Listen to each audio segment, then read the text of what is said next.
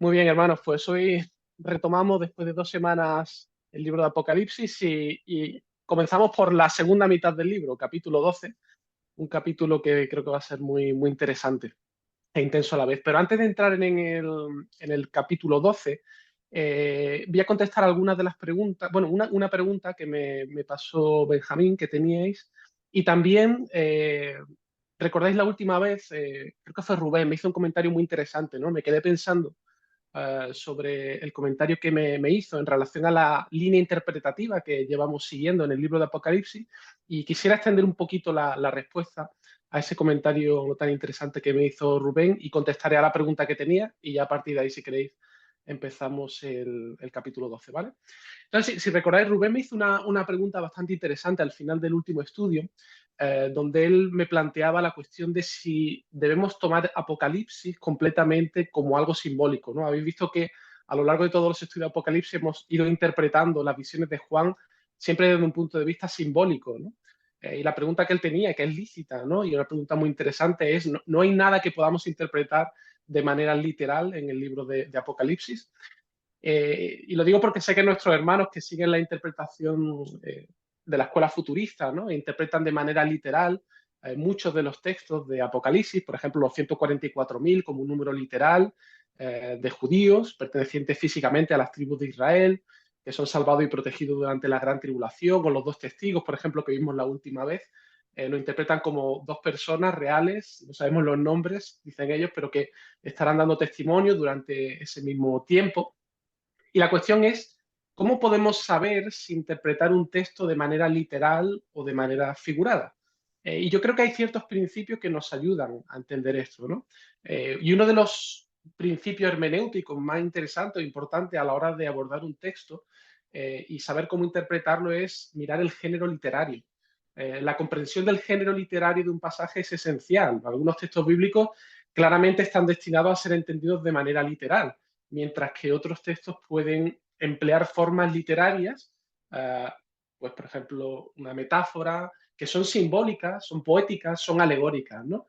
Por ejemplo, imaginamos el relato de la multiplicación de los panes y los peces que se encuentra en el Evangelio de Mateo, Marcos y Lucas, y en este pasaje Jesús alimenta a una gran multitud con unos pocos panes y unos peces, ¿no? Alguien podría argumentar que ese relato no debe tomarse literalmente, como si fuese un milagro de la multiplicación de los alimentos, sino que deberíamos verlo más bien como una metáfora de la importancia de compartir y ser generoso, ¿no? Y hay ciertas escuelas liberales que lo interpretan de esa manera. Podrían sugerir que Jesús no realizó ningún acto milagroso para alimentar físicamente a la multitud, sino que en realidad lo que Jesús nos está transmitiendo en ese pasaje es enseñar a la gente a compartir lo que tiene, ¿no? Sin embargo, si interpretamos de esa manera el pasaje, yo creo que estaría en conflicto con el propio género literario, que es histórico principalmente, es un estilo narrativo, los evangelios, donde se nos habla acerca del ministerio de Jesús, ¿no? Donde vemos una clara descripción literal de los eventos, donde se detalla la distribución física de los panes y los peces, la conversación entre los discípulos de Jesús y la satisfacción de las necesidades físicas de la multitud. En este caso, una interpretación figurada negaría la historicidad de ese evento e iría en contra del tono y de la intención evidente de todo el relato. Pero, por ejemplo, si vamos a otro texto en las Escrituras, el Salmo 98, donde allí en el versículo 8 dice, los ríos batan palmas, los montes todos hagan fiesta, interpretar literalmente ese versículo creo que sería absurdo, ya que los ríos no pueden literalmente aplaudir, ¿verdad? Con palmas, ni los montes pueden participar en una fiesta, es una montaña, ¿no? Claro, si observamos cuál es el género literario al que pertenece el libro de los Salmos, es un género poético. El salmista está usando la poesía, está usando figuras que nos ayudan a entender o expresar una verdad espiritual. Este tipo de lenguaje poético es simbólico, es muy característico de la poesía hebrea y especialmente en todos los salmos, donde se utilizan metáforas y diversas formas literarias para expresar lo que el salmista está sintiendo, su acción de adoración a Dios o el carácter de Dios o la relación del salmista con el Señor, ¿verdad? Entonces, el género determina cómo interpretamos el texto bíblico, ¿no? La pregunta clave es ¿a qué género pertenece el libro de Apocalipsis? ¿No? Y aquí es donde viene un poco la discusión, ¿no? Porque Apocalipsis es un género muy particular. De hecho, es el único libro en el Nuevo Testamento que da su propio nombre, título al género literario, ¿no? El género apocalíptico. Y aunque es cierto que al inicio del libro encontramos elementos históricos, porque lo escribe Juan, el apóstol Juan, estando en un lugar real y concreto, en la isla de Patmos, y se dirige a 7 iglesias reales en la región de Asia Menor. Sin embargo, Juan nos dice que lo que él está recibiendo son visiones donde los elementos que él está recibiendo tienen un alto valor simbólico, lo cual no quiere decir que esos símbolos estén desconectados de la realidad de la historia y de lo que el Señor está haciendo en estos últimos tiempos y lo que hará. Sin embargo, el lenguaje que Juan está usando para transmitir esas visiones creo que claramente es altamente simbólico. De hecho, en el propio capítulo 1 nos sienta las bases de la interpretación de todo el libro, cuando dice que esas 7 estrellas que has visto las interpreta, las considera un símbolo y dice que esas 7 estrellas eran los 7 ángeles de las 7 iglesias y los 7 candeleros de oro son las 7 iglesias en sí. O sea, si os fijáis, el propio libro al inicio nos da la clave interpretativa y es claramente, hace un uso claramente simbólico de esos elementos, de esas visiones, para hacer referencia en este caso, las iglesias o los pastores de las iglesias, ¿no? Y es sobre la base de esto que entiendo que debo ser consistente con mi interpretación simbólica de todas las visiones que encontramos en Apocalipsis, porque el género sigue siendo el mismo. El lenguaje y el tono que Juan sigue usando a lo largo de todo el libro sigue exactamente el mismo, ¿no? De hecho, incluso, fijaos, hasta los que interpretan Apocalipsis de una manera literal en ciertos pasajes, sin embargo, ellos mismos no pueden negar que hay elementos claramente simbólicos. Si no recuerdo mal, creo que Esteban, cuando daba la interpretación de los sellos, el caballo blanco lo interpretaba como una referencia al anticristo. El caballo bermejo, ahí coincidíamos, simbolizaba el tema de las guerras. El caballo negro simboliza la desigualdad económica. El caballo amarillo simboliza la muerte masiva, ¿no? Así que hasta el que hace una interpretación literal de ciertos pasajes no puede evitar ciertos capítulos de Apocalipsis interpretarlos como algo simbólico. De hecho, el propio librito que veíamos en el capítulo 10, ¿no? Él hablaba, creo que, acerca de los juicios de Dios que se los dan a comer a Juan, simbolizando el asimilar el mensaje antes de anunciarlos a otros. Ahí coincidíamos en la interpretación ambos. Claro, mi pregunta, desafío para alguien que interprete literalmente Apocalipsis es: si has interpretado parte de estas visiones de manera simbólica, ¿sobre qué base ahora dejo de ser consistente y me adhiero a una interpretación literal de las visiones? Y digo que los 144.000 es un número exacto de judíos convertidos, o que los 2 testigos son 2 personas literales, ¿no? El género del libro no ha cambiado, Apocalipsis sigue teniendo el mismo tono, sigue siendo el mismo género. Deberíamos, por tanto, en mi opinión, ser consistentes con nuestra interpretación hermenéutica y considerando estos elementos como algo realmente simbólico. Ahora, ¿cómo encontramos el significado de estos símbolos? ¿Debemos simplemente dejar volar nuestra imaginación a ver qué nos sugiere? No. Si os habéis fijado en todo este tiempo, lo que hemos ido es seguir un segundo principio hermenéutico y es dejar que la Biblia se interprete a sí misma. Cuando encontréis un pasaje en las Escrituras que sea complicado de interpretar, lo que debemos hacer es buscar otra parte de la Escritura que nos hable sobre ese tema, esté relacionado y nos aporte más luz sobre el pasaje que es más oscuro, ¿no? Y eso es lo que hemos estado haciendo a lo largo de todo el estudio que llevamos hasta ahora. Hemos ido viendo como cada uno de estos símbolos, donde en el Antiguo Testamento encontramos un lenguaje similar, unos elementos similares, cómo esos elementos que significaban en el Antiguo Testamento, y a la luz de eso hemos interpretado lo que Juan nos quiere decir en el libro de Apocalipsis. Ahora, reconozco que puede haber cierto miedo, ¿no? Y con alguna justificación a la hora de realizar interpretaciones alegóricas de las escrituras. Yo lo digo porque sé que a partir de la Ilustración, el siglo XVIII, comenzaron a surgir corrientes de corte muy liberal dentro de la propia Iglesia cristiana y que sobre todo comenzaron a ganar fuerza en Europa. Y esta corriente teológica lo que trató fue de reinterpretar la fe cristiana en términos más racionales y éticos, influenciado sobre todo por los cambios culturales, por el cientificismo, por el pensamiento filosófico de la época, y aparecieron 2 movimientos que fueron la teología liberal y la desmitologización de la Biblia. Y esto fue clave, algo que impactó a la Iglesia en el siglo XIX y el siglo XX, porque la teología liberal, que surge sobre todo en el siglo XIX, tiene como intento reconciliar la fe cristiana con las ideas y descubrimientos de la Ilustración. Y los teólogos liberales argumentaban a favor de una énfasis en la razón, en la libertad y en la ética, en la interpretación de las escrituras. Y buscaron separar la verdad espiritual de todos los elementos sobrenaturales, o como ellos llamaban míticos, de la Biblia. Y comenzaron a afirmar que Dios no pudo hacer el mundo en 6 días, que Adán y Eva no existieron realmente, que el diluvio también es una alegoría, y comenzaron a decir que el libro de Génesis debía interpretarse como una alegoría, pero no como una historia. Comenzaron a espiritualizar y a tomar todos los elementos históricos como simbólicos, ¿no? Y abogaron por lo que se conoce como la desmitologización completa de la Biblia. Este concepto, sobre todo, se asocia con el teólogo alemán Rudolf Bultmann, la primera mitad del siglo XX, que abogó por la eliminación completa de elementos sobrenaturales y, según él, mitológicos de la Biblia.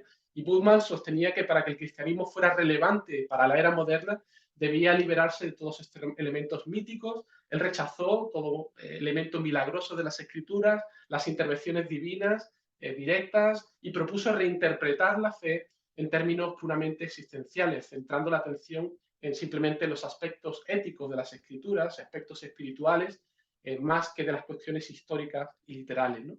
Y con esto simplemente, hermanos, quiero deciros que yo rechazo completamente esa corriente teológica liberal. Creo que es contraria completamente al Evangelio. De hecho, creo que es una de las causas que debilitó a la Iglesia en Europa en el siglo XIX y el siglo XX. Negar el poder de Dios para hacer milagros, negar su intervención a lo largo de la historia en el mundo, es negar el Evangelio mismo. Y lo digo porque en ocasiones creo que se asocian, ¿no? Los que hacemos una interpretación quizás más simbólica o alegórica de las visiones de Juan en Apocalipsis, a que nos estamos acercando a esta línea interpretativa de Bultmann, y yo creo que nada más lejos de la realidad. Creo que debemos hacer justicia al contexto del libro, al género del libro, y desde ahí interpretarlo, ¿no? Yo simplemente quería aclararlo por matizar y comentar la pregunta, el comentario que me hizo Rubén, ¿vale? Y ya la segunda, ya no voy a invertir mucho más tiempo, me mandó Benjamín una pregunta que decía, ¿podemos identificar Apocalipsis 11:12, cuando allí dice, y oyeron una gran voz del cielo que les decía, subid acá, y subieron al cielo en una nube, y sus enemigos lo vieron? ¿Recordáis este texto que vimos en Apocalipsis 11:12? Está relacionado, podemos identificar esto con lo que nos dice el apóstol Pablo en Primera de Tesalonicenses 4:17, cuando allí hablando acerca de la resurrección, ¿no? Y de la venida de Cristo, dice el apóstol Pablo, después nosotros los que aún quedemos vivos seremos arrebatados junto con ellos entre las nubes y saldremos por los aires al encuentro del Señor. Y en mi opinión, creo que absolutamente se puede relacionar. Creo que ambas visiones de descripciones están hablando acerca del mismo evento, ¿no? La enseñanza de Pablo en relación a cómo será ese evento de la resurrección de los muertos, creo que encaja perfectamente con la visión que recibe Juan allí en el capítulo 11 de los dos testigos que simbolizan precisamente a la iglesia, ¿no? De hecho, el apóstol Pablo, hablando a los corintios también, nos habla en la misma línea. Dice allí en el versículo 22 y 24, dice, porque así como en Adán todos mueren, también en Cristo todos serán vivificados, pero cada uno en su debido orden.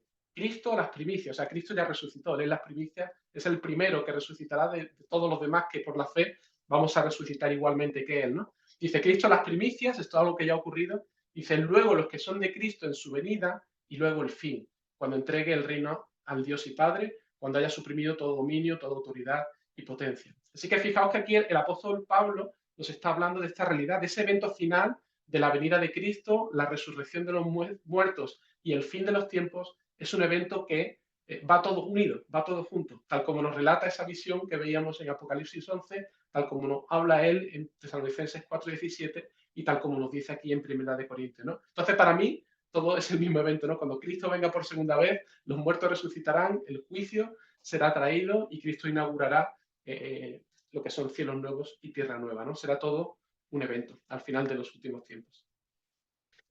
Y bueno, y con esto termino preguntas y ahora sí vamos a ir al capítulo 12 del libro de Apocalipsis.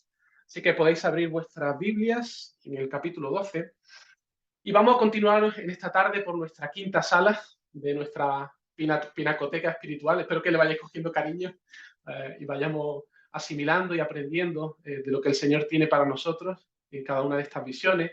Y en esta ocasión la he titulado La raíz del conflicto. Y de nuevo reiniciamos el tiempo, ¿no? No quiero que os perdáis.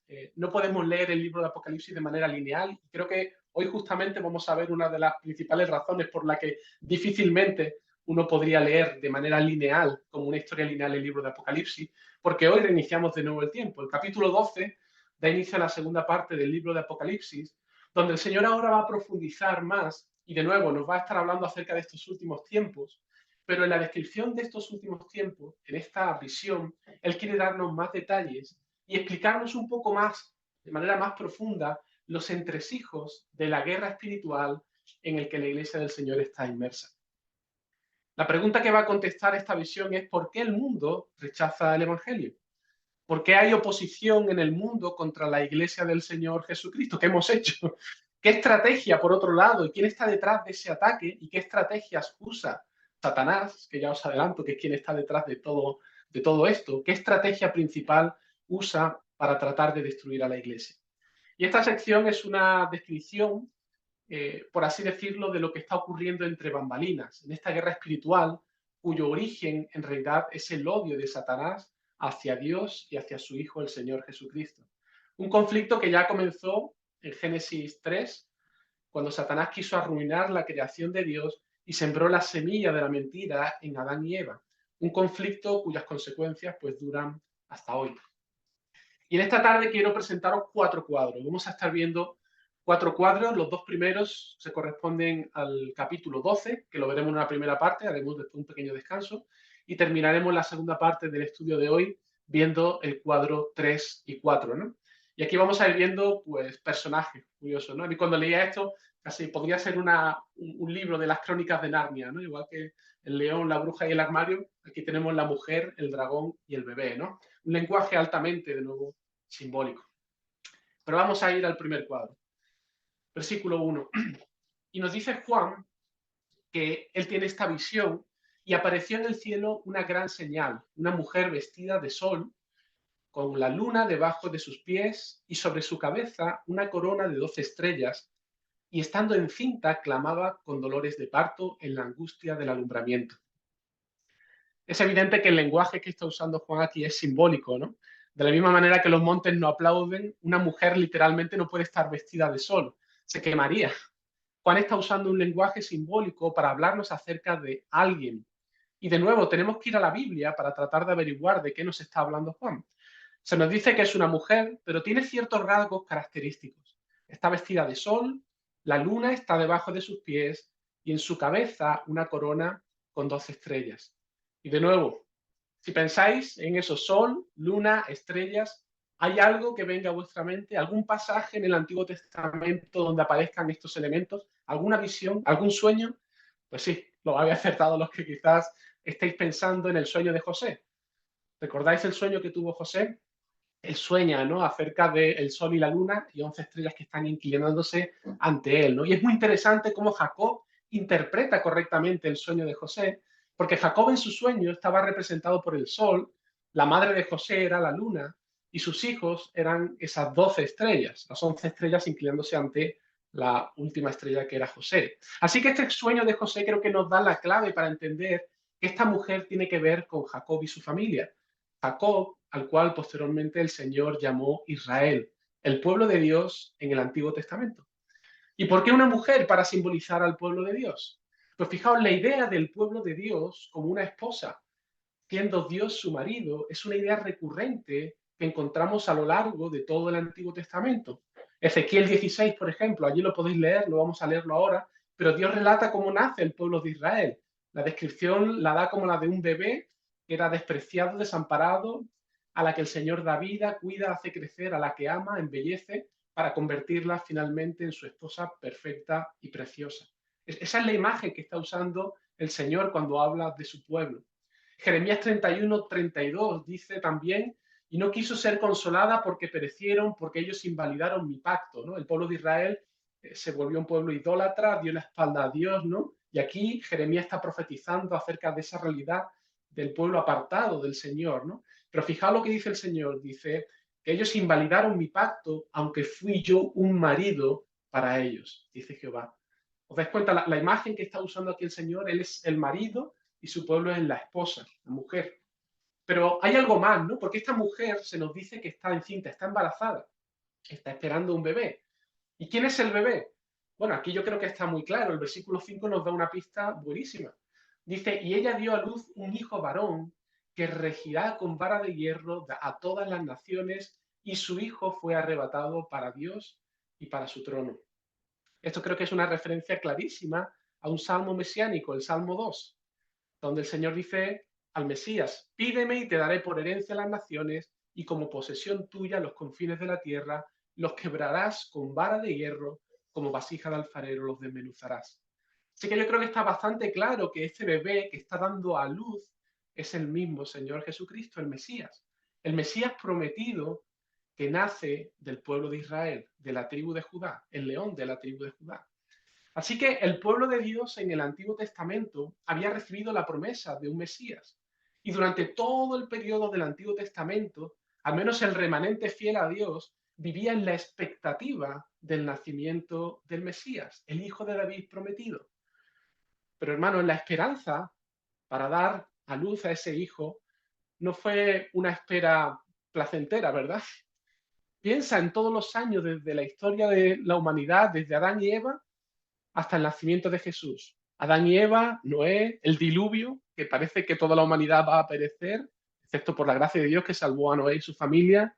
Abraham, que sale de su tierra y de su parentela sin saber a dónde ir por el desierto, en medio de enemigos, fieras salvajes. Sara estéril, que no puede tener un hijo. ¿Cuándo llegará el hijo prometido?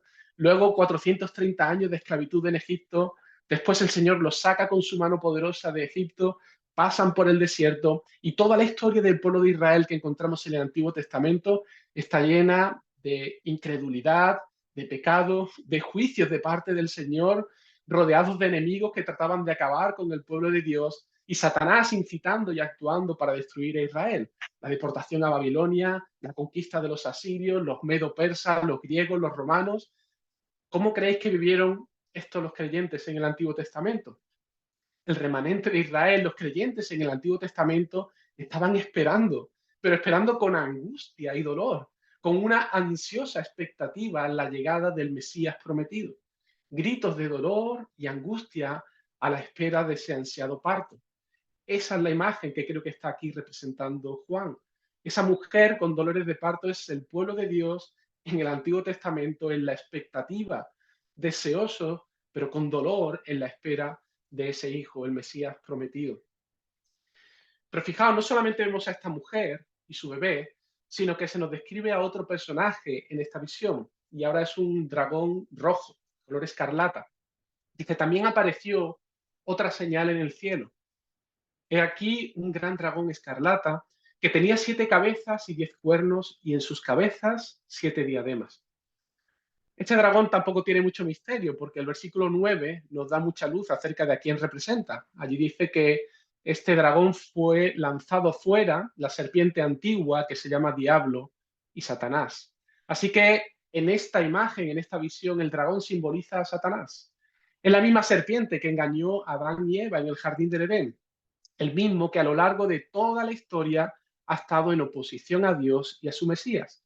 Y Juan la describe de manera simbólica mediante 7 cabezas con diademas y 10 cuernos. Las 7 cabezas y los 10 cuernos simbolizan el poder que ejerce sobre este mundo impío. Fijaos, por ejemplo, cuando Jesús habla acerca de Satanás, ahí en Juan 14:30, y hablando acerca de su muerte, dice, no hablaré ya mucho con vosotros porque viene el príncipe de este mundo y él nada tiene en mí. Fijaos cómo describe Jesús a Satanás, ¿no? El príncipe de este mundo. Tiene autoridad sobre este mundo impío. Y en 1 de Juan 5:19 dice, sabemos que somos de Dios y el mundo entero está bajo el maligno. Es decir, hay un reconocimiento de la realidad de que Satanás tiene poder, tiene dominio sobre los corazones de los impíos, sobre este mundo. Así que no seamos ingenuos, Satanás es un ser real y él tiene influencia sobre este mundo. De hecho, eso nos lo va a confirmar el capítulo 13, ahora cuando entremos en la segunda parte. Así que esas 7 cabezas nos hablan de ese poder de Satanás sobre el mundo. Y sabéis que el cuerno también es un elemento simbólico que encierra la idea de poder y autoridad.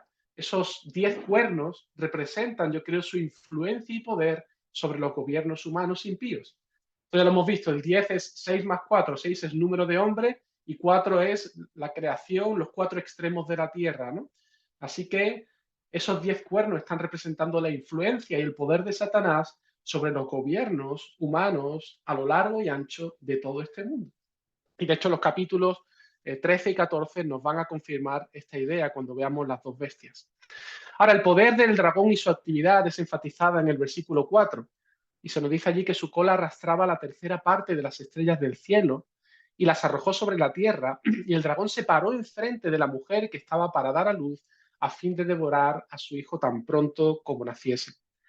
Esta tercera parte de las estrellas que fueron arrastradas por su cola creo que es una referencia clara a los ángeles que se unieron a Satanás en su rebelión contra Dios antes de la caída del hombre. Y nota el detalle, no todos los ángeles siguieron a Satanás, sino solamente una parte, una tercera parte. No creo que sea un número literal, justamente la tercera parte de los ángeles, sino que simplemente nos está hablando de una parte de los ángeles que fueron arrastrados por Satanás. El resto permanecieron fieles y puros a Dios. Pero este texto nos revela cómo la actividad de Satanás ha estado presente desde el jardín del Edén. Y a lo largo de todo el Antiguo Testamento, Satanás y sus huestes de maldad mantuvieron en oscuridad a las naciones del mundo antes de la llegada de Jesús.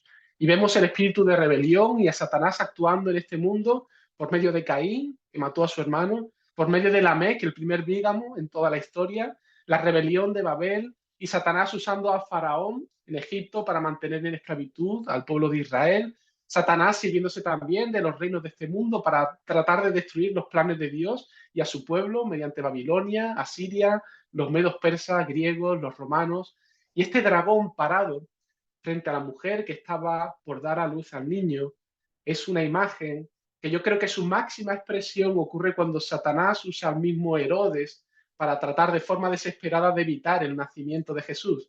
Y cuando él manda matar a todos los niños menores de 2 años allí en Belén, cumpliéndose lo anunciado por el profeta Jeremías. Ahora, ¿tuvo éxito Satanás? ¿Qué pasó con el plan de Satanás? Evidentemente todos sabemos que Satanás fracasó en su intento de dar muerte a ese bebé. Y por eso Juan nos lo ilustra en el versículo 5 y dice, y ella dio a luz un hijo varón que regirá con vara de hierro a todas las naciones y su hijo fue arrebatado para Dios y para su trono. Y fijaos qué interesante que en un solo versículo aquí tenemos un resumen completo del nacimiento del Señor, de su ministerio en la tierra, de su muerte y de su resurrección y su ascensión a los cielos, a la diestra del Padre. ¿Y qué pasó con la mujer? Versículo 6. La mujer huyó al desierto donde tiene lugar preparado por Dios para que allí la sustenten por 1260 días. ¿Qué significa esto?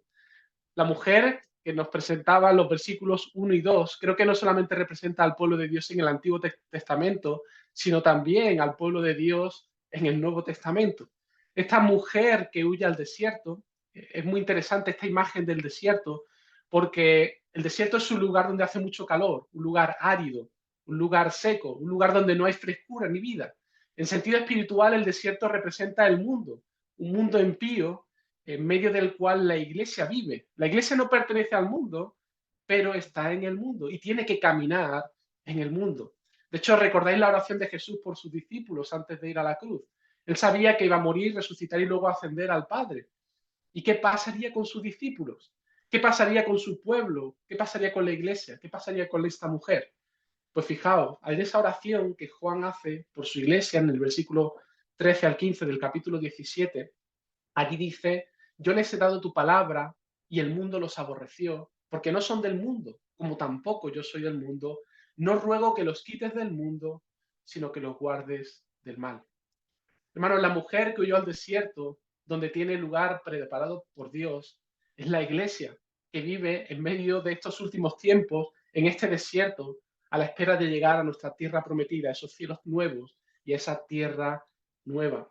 Y hermanos, yo sé que muchos de vosotros quizás podéis estar pasando por dificultades en vuestra vida, en este desierto que nos ha tocado vivir y tenemos nuestras luchas, ¿no? Y todo lo que vendrá, porque el transitar por este desierto sabemos que no es fácil, pero es el lugar donde el Señor quiere que estemos. Es necesario que pasemos por este desierto, pero que no nos quedemos mirando a nuestras penas, porque el Señor oró por nosotros para que seamos guardados del mal. Estamos en este mundo, pero Él ha orado por nosotros para guardarnos del mal. Y cuando digo guardarnos del mal, no quiero decir con esto que no vayamos a sufrir o que no vayamos a ser perseguidos. Hemos visto en el libro de Apocalipsis que ese es, en un sentido, el destino de la iglesia. Nosotros como iglesia no vamos a estar viviendo vidas cómodas en este mundo. Lo que Jesús oró al Padre tiene que ver con que seamos preservados del pecado, que nos mantengamos firmes en la fe en medio de un mundo hostil que nos predica cada día lo ridículo que resulta nuestra fe, y que no seamos contaminados con la manera de pensar del mundo y la manera de vivir del mundo. Eso es ser guardados del mal y por eso es por lo que el Señor oró por nosotros, no porque no tengamos dificultades, porque la realidad es que como iglesia inevitablemente vamos a tener que caminar por este desierto. Pero en segundo lugar, fijaos, el Señor nos anima a que miremos más allá, porque el tiempo del desierto tiene un tiempo determinado, 1260 días. Y de nuevo, creo que esto ya lo he comentado otras veces, ¿no? Este número, 1260 días, es un número también simbólico. En el Antiguo Testamento encontramos una historia que su tipología nos ayuda a entender la palabra, ¿no? Por ejemplo, lo que ocurrió con el pueblo de Israel en la historia de Egipto tipifica de manera increíble lo mismo que ocurre a nivel espiritual con el pueblo de Dios en el Nuevo Pacto. Israel estuvo esclavo en Egipto y fue liberado por Dios, de la misma manera que la iglesia, que antes vivía en esclavitud los creyentes, y ahora por el poder de Dios hemos sido liberados de la esclavitud del pecado y trasladados al reino de Dios. Ahora tenemos que transitar por esta vida por un desierto, similar al que el pueblo de Israel transitó. De hecho, Cristo, que es nuestra Pascua, fue sacrificado por nosotros para que nosotros podamos ser liberados de esa esclavitud del pecado. Y una vez que el pueblo de Israel fue liberado, él no entra directamente en la tierra prometida de manera inmediata, ¿verdad? Sino que debe andar por el desierto y durante todo ese tiempo el Señor estaba sustentando y guardando a su pueblo. Esa columna de fuego, esa nube que durante el día protegía del calor y por la noche esa columna de fuego guardaba también y guiaba al pueblo. ¿Sabéis cuánto tiempo estuvieron por el desierto del pueblo de Israel? 42 años. Como esos 42 meses que también nos habla Juan. 1260 días, 42 meses, 3 años y medio, tiempo, tiempo y medio tiempo. Creo que es exactamente el mismo periodo de tiempo que son estos últimos tiempos, desde la primera venida de Cristo hasta su segunda venida, hasta la consumación de los tiempos. Y Dios ha determinado que su iglesia, hasta la venida de Cristo por segunda vez, viva en este mundo, en medio del desierto.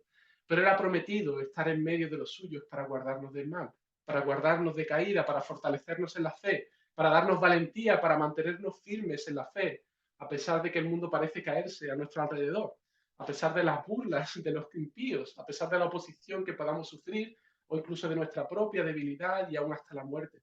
Hermanos, el Señor es nuestro sustentador. Y creo que aquí claramente nos lo dice. Esta mujer fue enviada al desierto donde Dios tiene lugar preparado para nosotros. Él nos guarda en medio de este desierto. Ahora, fijaos, Juan continúa con otra visión en los versículos ahora 7 al 12. Si bien en el versículo 5 veíamos un resumen muy breve de la identidad del Mesías y su muerte y resurrección, ahora los versículos 7 al 12 son como una especie de zoom que nos permite ver con más detalle el impacto que tiene en los cielos la victoria de Cristo en la cruz. Ese versículo 5 que nos resumía la muerte y resurrección y ascensión a los cielos de Cristo, ahora en el versículo 7 Juan nos va a detallar qué estaba pasando en el cielo cuando estaba ocurriendo eso. Y fijaos, él dice allí, después hubo una gran batalla en el cielo, Miguel y sus ángeles luchaban contra el dragón, y luchaban el dragón y sus ángeles, pero no prevalecieron, ni se halló ya lugar para ellos en el cielo. Mirad, hermanos, mientras Jesús estaba colgado en la cruz, en un madero a las afueras en Jerusalén, junto a los soldados y a la gente que pasaba, al mismo tiempo en los cielos se estaba produciendo una batalla. Un conflicto invisible está teniendo lugar en la esfera celestial. Es una batalla de dimensiones cósmicas donde el arcángel Miguel y otros ángeles están luchando contra Satanás y sus ángeles. Y de hecho Jesús mismo nos informa, incluso antes de su muerte, acerca de esta batalla en los cielos y de esa expulsión de Satanás. No sé si recordáis en Juan 12, cuando Jesús acababa de anunciar su muerte a los discípulos, y Jesús ora al Padre, Padre, glorifica tu nombre, ¿no? Y una voz del cielo se oye confirmando la petición de Jesús. Jesús indica que esta voz audible es una señal de advertencia y de juicio para el mundo. Y fijaos lo que él dice allí. Dice, ahora es el juicio de este mundo. Ahora el príncipe de este mundo será echado fuera y yo, si fuere levantado de la tierra, a todos atraeré a mí mismo. Es súper interesante porque Jesús está anunciando de manera profética lo que iba a ocurrir tras su muerte y resurrección. Su muerte y su resurrección van a inaugurar la llegada de su reino a este mundo. Y uno de los eventos indicativos de este hecho es que el príncipe de este mundo, Satanás, sería echado fuera. Ahora, ¿de dónde iba a ser echado fuera Satanás? Pues fijaos, podemos ir a otro versículo de su evangelio, en Lucas 10, 17 al 18, cuando Jesús envía a los 70 a predicar y estos 70 vuelven gozosos porque el Señor les había dado autoridad y poder para expulsar demonios. Y estos 70 vienen alucinando a Jesús, diciendo, mira Jesús, los demonios se nos sujetan en tu nombre. Y fijaos, Jesús en el versículo 18 les dice, yo veía a Satanás caer del cielo como un rayo. Interesante cómo Jesús está conectando ambas cosas. Esta idea de la autoridad que Jesús da a sus discípulos, una autoridad que también da a su iglesia para ir a predicar a las naciones, lo relaciona con la idea de Satanás cayendo del cielo como un rayo. El hombre fuerte, este que es Satanás, cuando Cristo muere, resucita y asciende a los cielos, es expulsado del cielo a la tierra. Y la pregunta que nos podríamos hacer, ¿y qué hacía Satanás en el cielo, no? ¿Cómo es esto? Puede chocarnos un poco a nuestra mente. Pues yo creo que hacía exactamente lo mismo que cuando se presentó delante de Dios y puso en duda la integridad de Job. ¿Recordáis este pasaje en el libro de Job? Satanás, antes de ser expulsado del cielo, creo que tenía un ministerio en el tribunal de Dios. ¿Y sabes cuál era su ministerio? Lo que nos dice el versículo 10. Dice allí, porque ha sido lanzado fuera el acusador de nuestros hermanos, el que los acusaba delante de nuestro Dios día y noche. Ese era el ministerio de Satanás en los cielos. Satanás ministraba como un fiscal acusador de los creyentes. Antes de la muerte y resurrección de Cristo, Satanás podía presentarse delante del tribunal de Dios para exigir que Dios aplicase su justicia. Y con todo el derecho podía acusarnos a los creyentes y echarnos a la cara nuestro pecado y exigir a Dios que ejecutara su juicio justo contra nosotros. Pero hermanos, cuando Cristo muere en la cruz y resucita, algo espectacular, algo inaudito tiene lugar en los cielos. Y mirad cómo lo describe Pablo este evento en Colosenses, capítulo 2, versículo 13. Dice, y a vosotros, estando muertos en pecados y en la incircuncisión de vuestra carne, os dio vida juntamente con él, perdonándoos todos los pecados. Y fijaos ahora, dice, anulando el acta de los decretos que había contra nosotros, que nos era contraria, y quitándola de en medio y clavándola en la cruz, y despojando a los principados y a las potestades, los exhibió públicamente, triunfando sobre ellos en la cruz. Gloria a Dios. Es increíble lo que el Señor nos revela en esta parte de Apocalipsis, en la Escritura. Cristo en la cruz consiguió el perdón de nuestros pecados. Y ahora ese acta donde estaban registrados todos nuestros pecados ha sido quitada de en medio. Ese acta que Satanás usaba para acusarnos delante del tribunal de Dios, ahora Cristo se la arrebata, la clava en la cruz y dice, pagado. Ya no hay cuentas que saldar con Dios, ya está todo pagado. Satanás ha sido despojado del arma que tenía para acusarnos. Ahora somos verdaderamente libres. ¿Os imagináis la cara que se le debió quedar a Satanás? Satanás y los principados y las potestades, todos fueron humillados públicamente. Y Cristo triunfó sobre ellos por medio de la cruz. Y cuando Satanás fue vencido y humillado en el cielo, fue arrojado a la tierra. Ya se quedó sin trabajo en el cielo. Ya no hay más posibilidad de acusarnos delante de Dios. Ahora Él quizás trata de susurrarnos al oído la misma cantilena para sembrar la duda en nosotros y que no descansemos en la obra de Cristo Jesús. Pero esa obra ha sido consumada, esa obra ha sido completa.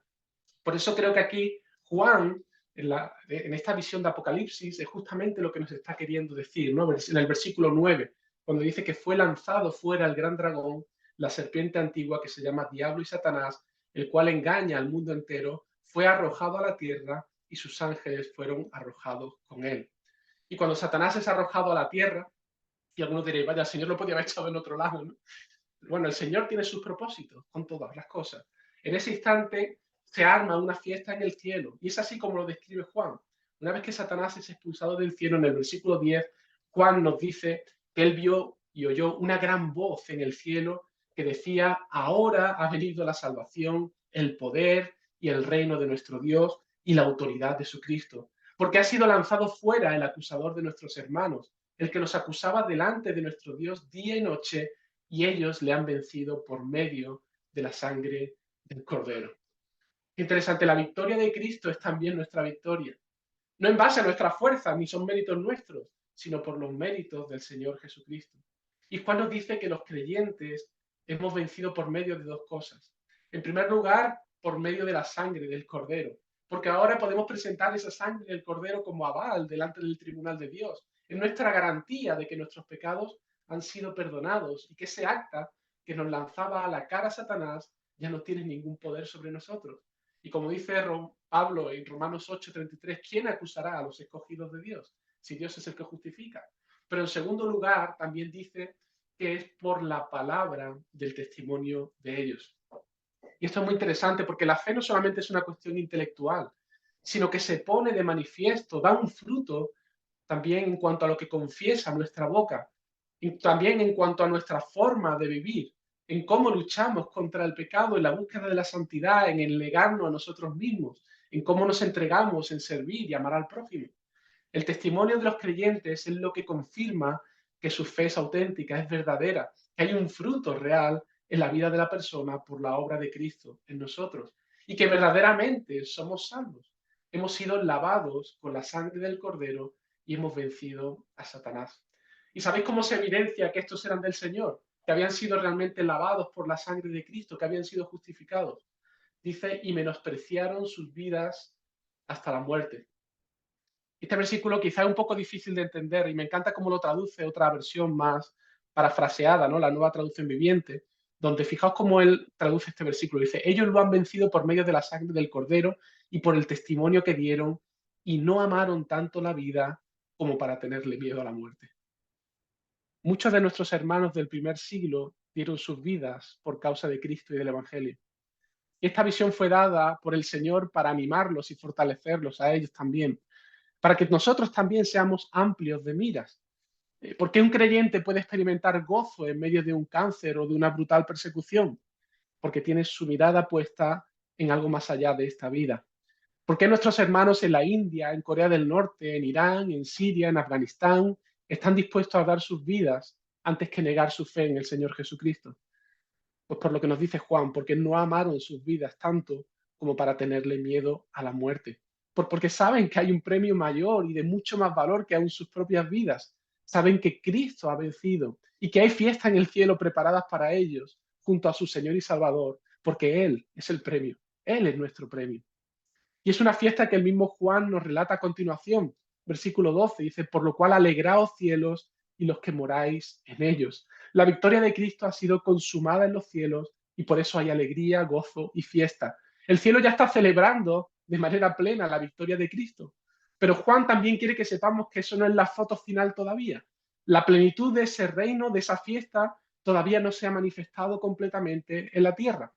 Por eso continúa diciendo, ay de los moradores de la tierra y del mar, porque el diablo ha descendido a vosotros con gran ira, sabiendo que tiene poco tiempo. Aún la plenitud de ese reino de Dios no ha llegado a la tierra. Es el ya, pero todavía no. Y Satanás, aunque sentenciado y limitado en su poder, aún anda suelto, rugiente, lleno de ira, y está presto a devorar todo lo que tenga a su alcance. Y eso es justamente lo que nos va a describir esa última sección de este capítulo, versículos del 13 al 17. Habiendo sido expulsado del cielo, ahora a Satanás solo le queda hacer guerra contra la iglesia del Señor, hacer el mayor daño posible. Sabe que su derrota final se acerca, pero su rabia ahora se centra en lo que tiene a su alcance, el cuerpo de Cristo, la iglesia. Y eso es lo que nos introduce en la segunda visión a partir del versículo 13. Fijaos lo que nos dice allí. Este sería el segundo cuadro, el dragón contra la descendencia de la mujer, que es la iglesia, el pueblo de Dios. Dice, cuando vio el dragón que había sido arrojado a la tierra, persiguió a la mujer que había dado luz al hijo varón. Es interesante que veamos que si en los versículos 1 y 2 esta mujer se representaba por el pueblo de Dios en el Antiguo Testamento, ahora Juan nos completa el cuadro y vemos que en realidad es el pueblo de Dios a lo largo de estos últimos tiempos. Si bien en el Antiguo Testamento los creyentes estaban a la espera del hijo que nacería, del Mesías prometido, ahora en estos últimos tiempos miramos a su segunda venida y a la consumación de los tiempos. Esperamos la venida de Jesús para que ponga de manifiesto su justicia, su juicio y tome posesión plena de su herencia, que es este mundo. A él le ha sido dada toda autoridad y todo poder por parte del Padre. Y un día él va a venir con todo poder a poner las cosas en su sitio, a traer justicia y a pedir cuentas a todos los hombres por sus obras.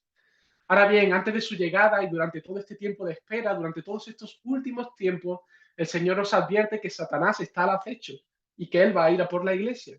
Y creo que justamente a eso es lo que hace referencia el cuadro que nos presenta Juan a partir del versículo 14, donde dice que se le dieron a la mujer las dos alas de una gran águila para que volase delante de la serpiente al desierto, a su lugar donde es sustentada por un tiempo y tiempos y la mitad de un tiempo.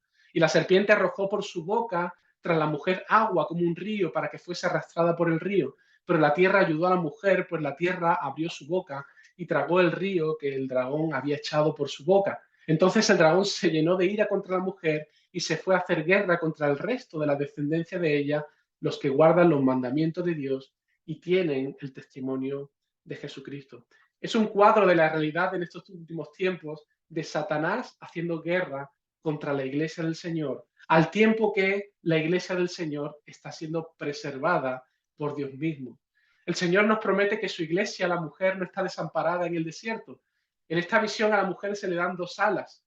Esas dos alas es muy interesante porque si miráis en el Antiguo Testamento, siempre esa idea de las alas de águila tienen que ver con la idea de guía y protección y cuidado del Señor.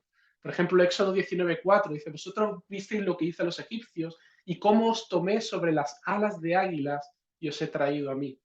Interesante cómo el Señor usa esta idea de las águilas como símbolos de protección, de la misma manera que Él protegió al pueblo de Israel y lo sacó de Egipto. Cuando Israel fue sacado de la esclavitud de Egipto y llegan al Sinaí, el Señor les recuerda al pueblo lo que Él ha hecho con ellos, cómo los ha liberado de Faraón, de las plagas, su salida allí tras la Pascua en Egipto, cómo cruzaron el Mar Rojo de manera milagrosa por la poderosa mano del Señor, y todo eso el Señor lo compara a tomar su pueblo sobre las alas de águila. La imagen es la idea de estar en un lugar peligroso, pero el Señor toma a su pueblo y lo hace volar en las alturas para llevarlo a un lugar de refugio sobre los lomos de un águila que vuela alto y que impide que los peligros puedan dañarlo. ¿Y durante cuánto tiempo dura la protección del Señor? Tiempo, tiempos y medio tiempo. La protección del Señor para con su iglesia es desde la primera venida hasta que Él vuelva. Él dijo que no nos iba a abandonar nunca, que Él estará con nosotros todos los días hasta el fin del mundo. Ahora es interesante este número, ¿no? Tiempo, tiempos y medio tiempo. Ya hemos visto lo de los 42 años de Israel por el desierto, que son equiparables a esos 42 meses, donde toma Juan prestada esta imagen, pero ahora en esta ocasión Juan usa la imagen de tiempo, tiempos y medio tiempo, que también está tomada del Antiguo Testamento, porque ¿recordáis quién fue protegido durante tiempo, tiempos y medio tiempo, durante 3 años y medio? El profeta Elías. ¿Cuánto tiempo estuvo Elías sustentado en medio de la escasez? Pues Santiago nos lo dice, ¿no? Lo dice allí en capítulo 5, 17, que Elías era un hombre sujeto a pasiones semejantes a las nuestras, oró fervientemente para que no lloviese y no llovió sobre la tierra por 3 años y 6 meses. Elías estuvo justamente 3 años y medio experimentando un desierto porque el Señor no envió lluvia. Y durante ese tiempo, ¿qué estaba haciendo Elías? ¿Muriéndose de sed? No, él estaba siendo sustentado de manera milagrosa por el Señor, por esos cuervos que le traían comida y también tenía para beber, ¿no? Así que creo que, hermano, este cuadro es una preciosa promesa del Señor. Sí, estamos en medio de este mundo, tenemos que pasar durante todos estos últimos tiempos por este desierto y sabemos que Satanás está haciendo guerra contra la iglesia del Señor porque él odia a Dios, odia a Cristo. Pero tenemos una preciosa promesa del Señor que debe ser de gran consuelo para nosotros. Dios cuida a su pueblo en medio del desierto. Sí, estamos en un desierto, no es nuestro lugar final, no es nuestro destino, no es la tierra prometida. No debemos acomodarnos a vivir en este mundo. Satanás está enrabietado porque sabe que le queda poco tiempo y va a ir a por nosotros. Pero en el siguiente capítulo vamos a ver de manera un poquito más específica las estrategias que usa Satanás para tratar de desalentarnos y atemorizarnos, desviarnos o destruirnos. Pero recuerda, el Señor protege a los suyos. El Señor está por su iglesia. El Cordero ha vencido. Aún quizá no vemos el final del túnel, pero hermanos, hay luz al final del túnel porque el premio merece la pena. Así que ánimo, ánimo, hermanos. Muy bien. Vale, pues vamos a ir al capítulo 13. Vamos a completar el cuadro tercero y cuarto que nos quedaba por ver, esta segunda parte. Y comienza así este capítulo 13. Dice, me paré sobre la arena del mar. Continuamos en este capítulo 13 y parece que Juan comienza describiendo una visión que él mismo tiene donde él parece estar de pie sobre lo que parece ser una playa, la arena frente al mar. Sin embargo, encontramos en los manuscritos más antiguos que contienen una diferencia en este versículo y no dice tanto me paré, sino más bien el dragón se paró. Así de hecho lo traduce la Biblia de las Américas y creo que esta traducción me parece más natural ya que conecta con el versículo anterior, donde dice que el dragón se enfureció contra la mujer, salió para hacer guerra contra el resto de los descendencias de ella, los que guardan los mandamientos de Dios y tienen el testimonio de Jesús.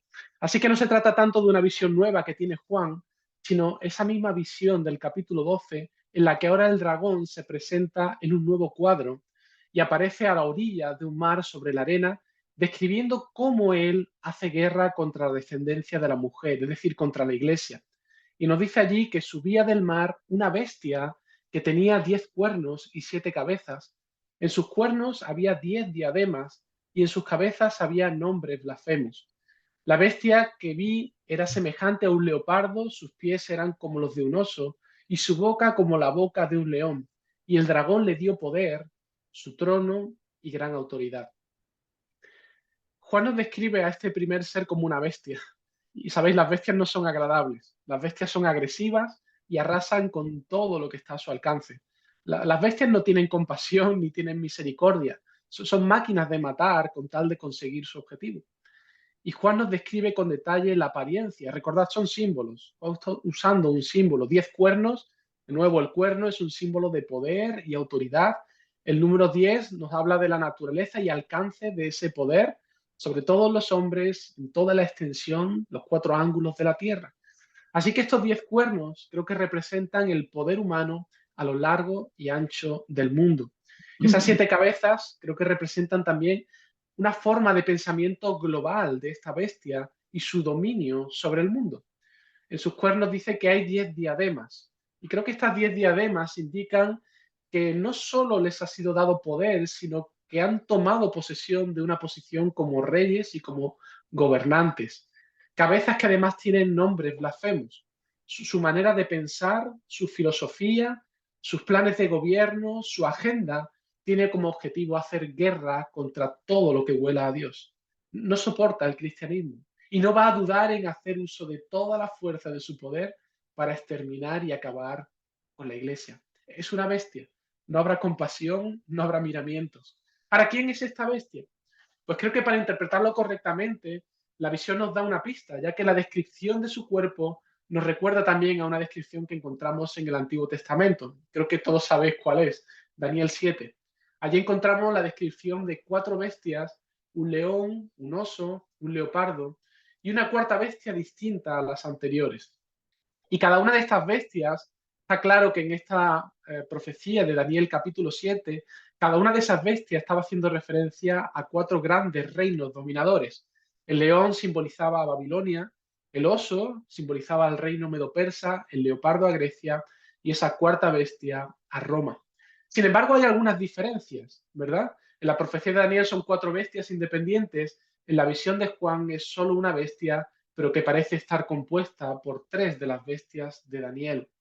Y esa posición de poder y autoridad no la tiene esta bestia por sí misma, sino que la han recibido del dragón, de Satanás, para llevar a cabo sus propósitos en este mundo. Satanás mantendrá a la bestia en su posición mientras siga cumpliendo con su plan y con su agenda. Y ahora un último detalle, ¿de dónde surge la bestia? ¿Cuál es su origen? Esta bestia surge del mar. Y en el Antiguo Testamento hay muchos versículos que nos dan pistas de lo que simbolizaba para la mentalidad hebrea el mar. Por ejemplo, en Isaías 17, 12 y 13 dice, hay multitud de muchos pueblos que harán ruido como estruendo de mar y murmullo de naciones que harán alboroto como bramido de muchas aguas. Los pueblos harán estrépito como el ruido de muchas aguas, pero Dios los reprenderá y huirán lejos. Serán ahuyentados como el tamo de los montes delante del viento y como el polvo delante del torbellino. Así que fijaos claramente cómo Isaías, en esta profecía y de manera poética, está comparando el ruido del mar con el murmullo y la agitación de las naciones del mundo. Así que creo que esta bestia que sube del mar tiene que ver con algo que surge de esa agitación de las naciones del mundo. ¿Quién es entonces esta primera bestia, este primer aliado de Satanás para llevar a cabo sus planes en este mundo? Pues creo que esta bestia que sube del mar simboliza el poder perseguidor de Satanás contra la iglesia, incorporado en las naciones y gobiernos impíos del mundo en estos últimos tiempos. Esa es la primera estrategia que Satanás usa para atacar a la iglesia. Es un método confrontacional, el uso de la fuerza y del miedo para coaccionar a la Iglesia y amedrentarla. Esta primera bestia representa en un sentido a todos los gobiernos impíos a lo largo de estos últimos tiempos que Satanás está usando y usará para atacar a la Iglesia de Dios a lo largo de todos estos últimos tiempos. Estos gobernantes desafían a Dios y blasfeman su nombre. Por ejemplo, el Salmo 2 nos dice allí: ¿por qué se amotinan la gente y los pueblos piensan cosas vanas?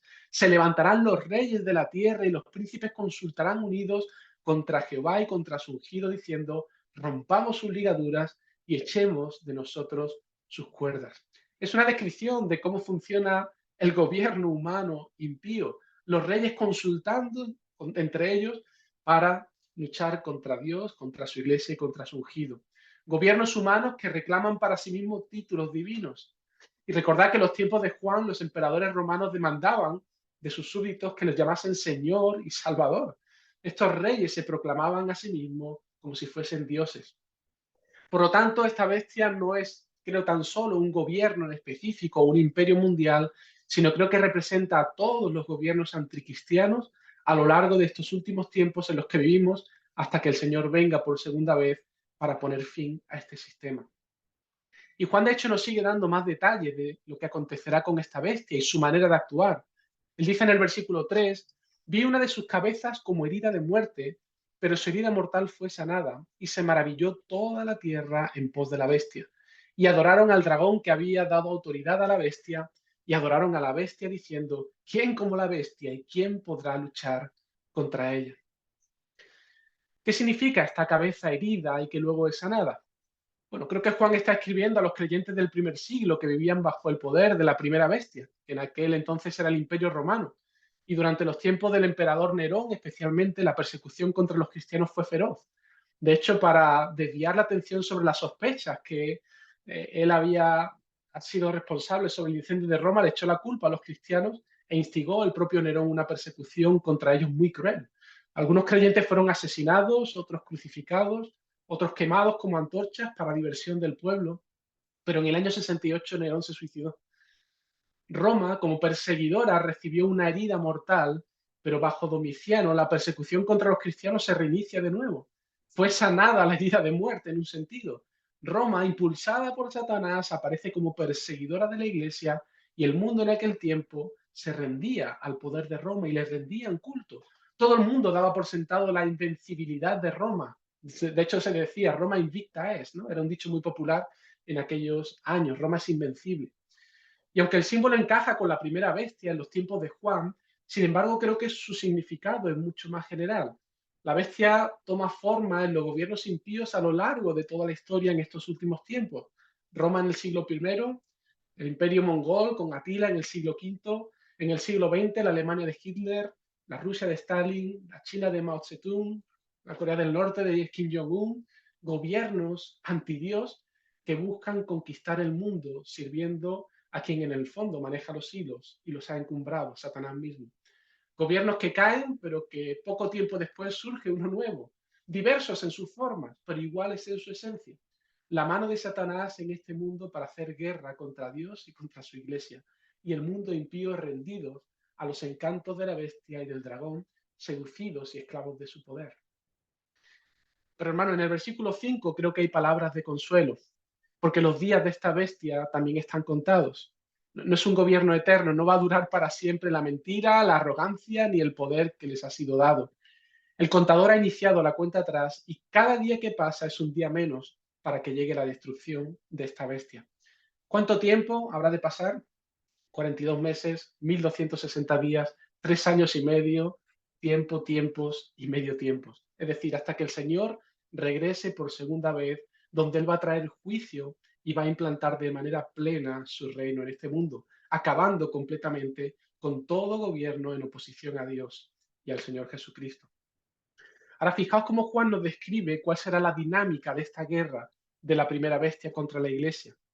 Dice que abrió su boca, versículo 6, en blasfemias contra Dios para blasfemar su nombre y su tabernáculo, es decir, contra los que moran en el cielo. Se le concedió hacer guerra contra los santos y vencerlos, y se les dio autoridad sobre toda tribu, pueblo, lengua y nación, y la adorarán todos los que moran en la tierra, cuyos nombres no han sido escritos desde la fundación del mundo en el libro de la vida del Cordero que fue inmolado.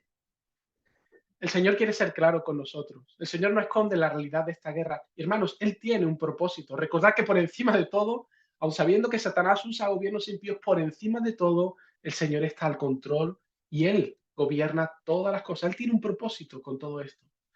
Y yo no sé si os han dado un poco de escalofríos cuando habéis leído el versículo 7, ¿no? Se le concedió poder para hacer guerra contra los santos y vencerlos. Y sí, hermanos, el Señor nos advierte que muchos de sus hijos van a sufrir la primera muerte a manos de esta bestia. Tal y como la historia nos recuerda, ¿cuántos hermanos nuestros no han sido quemados, aserrados, echados a los leones, asesinados a sangre fría? Y este conflicto es un conflicto global, en toda tribu, lengua y nación. ¿Y quién podrá soportar el no postrarse delante de esta bestia? Pues aquellos que han sido preservados.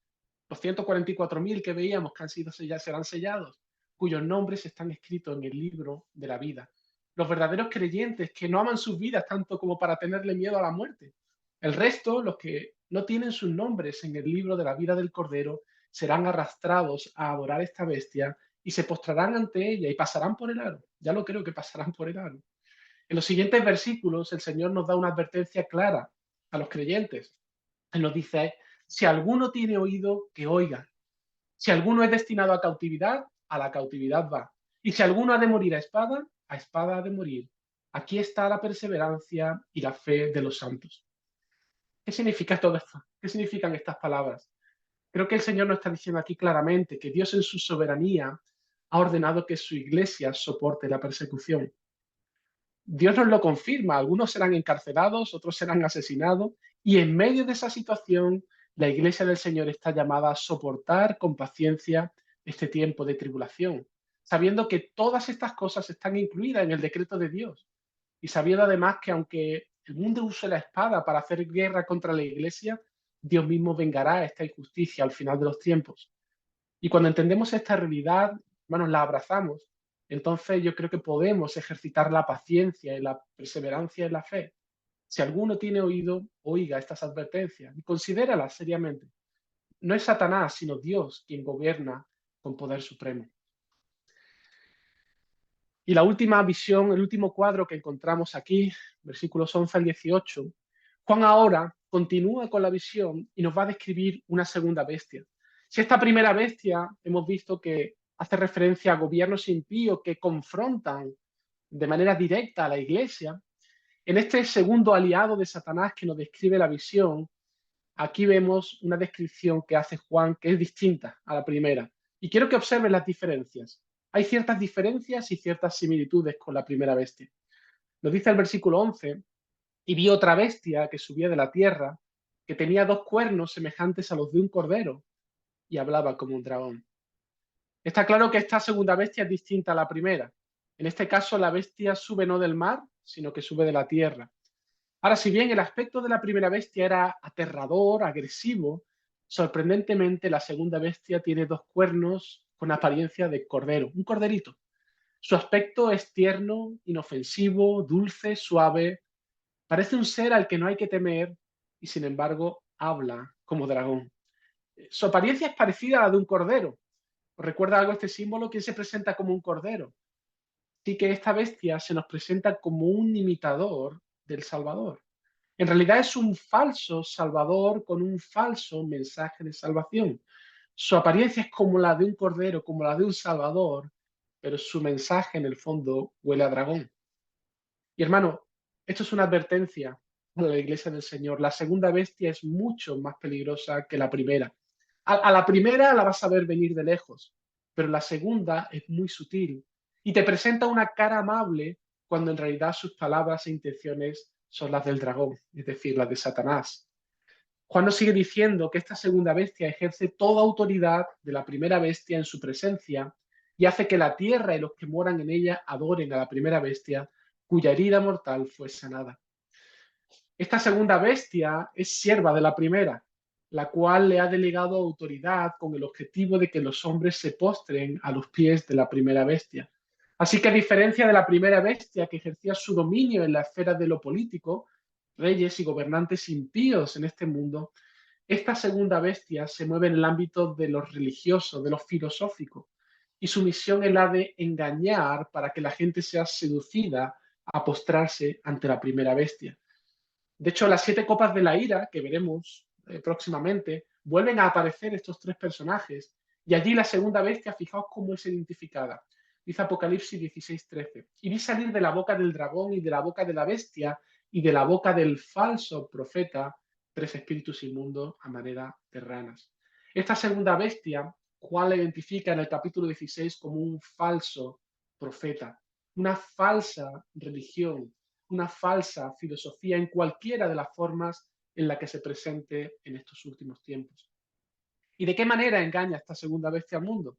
Pues fijaos, versículo 13, hace grandes señales de tal manera que aún hace descender fuego del cielo a la tierra en presencia de los hombres. Además engaña a los que moran en la tierra a causa de las señales que se le concedió hacer en presencia de la bestia, diciendo a los moradores de la tierra que hagan una imagen de la bestia que tenía la herida de la espada y que la ha vuelto a vivir. Se le concedió dar aliento a la imagen de la bestia para que la imagen de la bestia también hablara e hiciera dar muerte a todos los que no adoran la imagen de la bestia.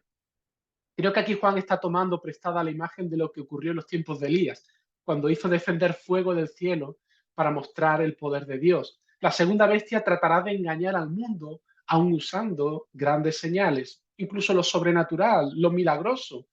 Y hermano, lo milagroso o lo pomposo no siempre es indicativo de que aquello procede realmente de Dios.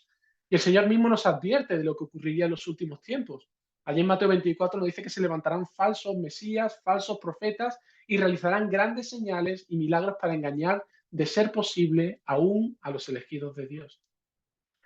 Juan continúa describiendo la actividad de esta segunda bestia y dice, y hace que todos, pequeños y grandes, ricos y pobres, libres y esclavos, se les dé una marca en la mano derecha, en la frente, y que nadie pueda comprar ni vender, sino el que tenga la marca, el nombre de la bestia o el número de su nombre. Aquí hay sabiduría. El que tiene entendimiento, que calcule el número de la bestia, porque el número es el de un hombre y su número es 666. Bueno, quizás este es uno de los versículos más desafiantes, ¿no? Y ha dado lugar a multitud de interpretaciones y de películas, ¿no? ¿Qué es este número de la bestia? Fijaos, por un lado, la actividad de la bestia vemos que no discrimina por edad, ni por condición económica, rico o pobre, ni por condición social, no esclavo o libre. A la bestia le da igual. Él aquí ataca a todo lo que pueda atacar y tratará de engañar a quien quiera que sea, independientemente de su condición económica, social o de su edad. La marca de la bestia, al igual que muchas cosas de este libro de Apocalipsis, creo que tampoco debe tomarse literalmente, sino simbólicamente. Así que no empecemos a imaginar esta marca como un código de barras, como a veces he visto en alguna en internet, ¿no? O algunos tratan de, ha salido una tarjeta de crédito, pues eso es el número de la bestia, o un microchip, ¿no? Oculto en una vacuna, como también hemos escuchado, ¿no? Creo que eso pertenece más bien al campo de la teología ficción. Creo que la marca de la bestia no es una marca literal y física, de la misma manera que no es literal el sello que reciben los escogidos del Señor en el capítulo 7. Y allí los 144.000 son sellados, pero no es literal, sino que simboliza a los que han sido redimidos, han sido preservados y guardados por Dios para no perecer en el día del juicio final.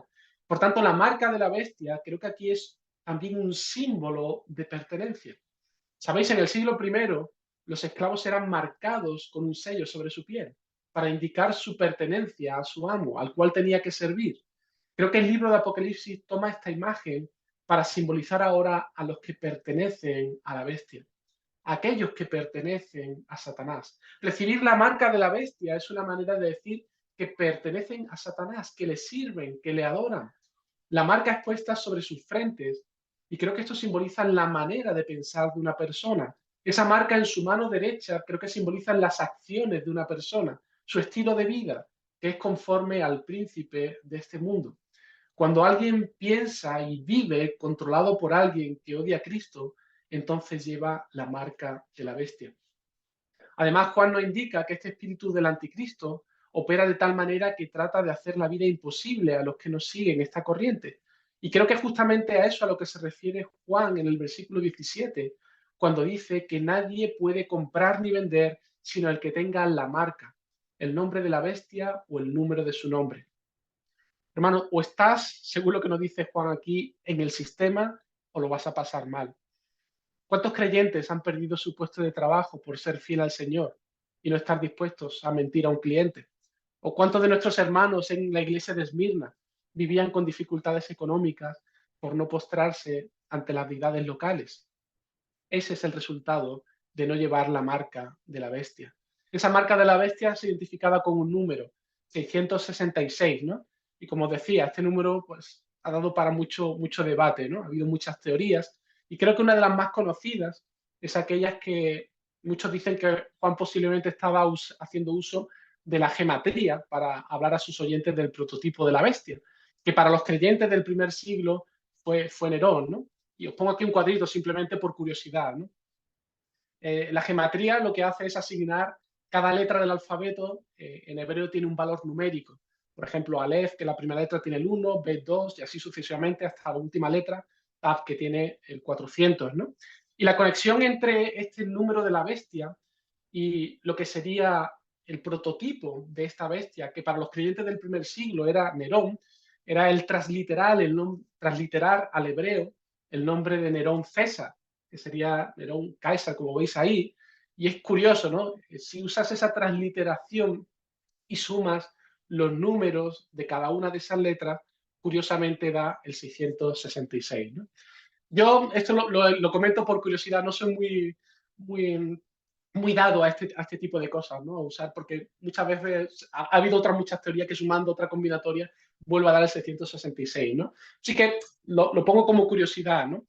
Pero independientemente de que Juan pudiera estar transmitiendo esta idea, ¿no? Con el juego de letras y números, creo que el símbolo 666 identifica claramente la forma de pensar y una forma de vivir contraria a Dios. Esa marca, ese número 666, que es número de hombre, representa para mí la exaltación del hombre por encima de Dios. Es el mismo espíritu de mentira de Satanás en el jardín del Edén, cuando le dijo a Eva y seréis como Dios, ¿no? El 666 es el hombre queriendo alcanzar la Trinidad, pero quedándose muy falto. El 666 representa cualquier sistema de creencia, gobierno o poder que se oponga a Dios y, y esté exaltando al hombre por encima de todos. Una manera de pensar alineada con la misma manera de pensar de Satanás, una forma de vivir y de pensar a la que nosotros como creyentes somos llamados a resistir completamente.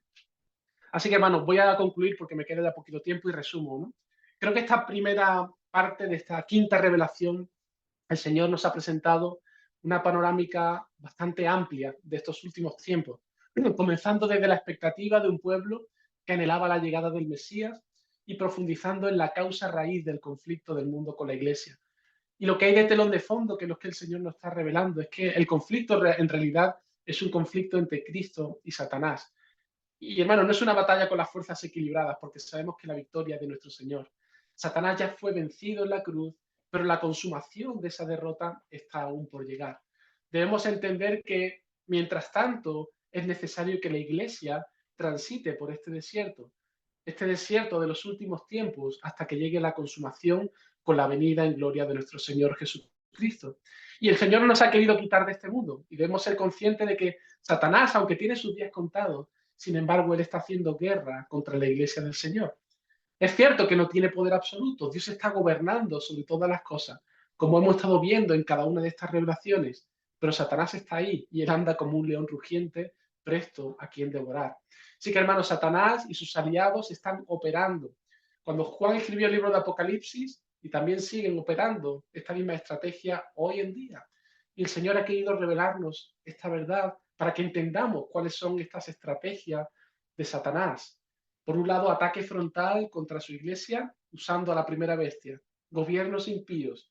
Así que, hermanos, estemos preparados para sufrir persecución si nos toca sufrir persecución. Y por otro lado, la segunda bestia, que creo que esta es más peligrosa, la seducción y el engaño.